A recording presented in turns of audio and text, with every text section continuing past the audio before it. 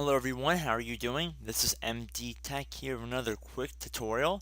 Today I'm going to be showing how to add a personal identification number, also known as a PIN, to your Windows 10 computer. Having a PIN does make it easier to navigate through Windows as it is a substitute for the standard password. One nice feature about inserting a PIN is that you do not need to hit enter on your keyboard when you're logging into your computer. If you have the lock screen enabled and you have to type in your password, you do not have to click enter. It'll just take the PIN code right away. So this brief tutorial will show you how to add this PIN feature to your Windows 10 computer. So we're going to start by heading over to our Start menu. Then we're going to go underneath Settings. Then left click on Accounts. Left click on Sign In Options. Underneath this PIN section, left click on Add. So first you have to insert your current computer's password.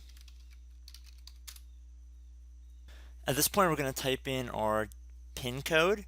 It has to be digits, it has to be numbers, and it has to be at least 4 or more numbers in order for the PIN to work. Now I'm going to confirm the PIN.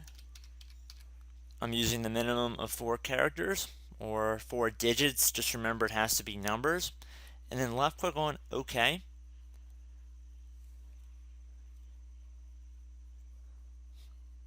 Alright, at that point we're good to go. So I'm going to close out of the settings window. I'm going to log off.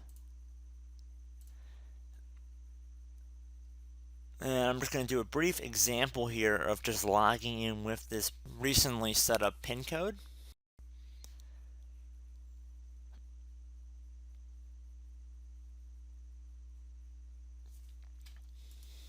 So now I'm going to just use our PIN, and we actually see right now it looks like it's inserted the text PIN in the backdrop. So if I just type our PIN code, it immediately logs us in without having to do anything else.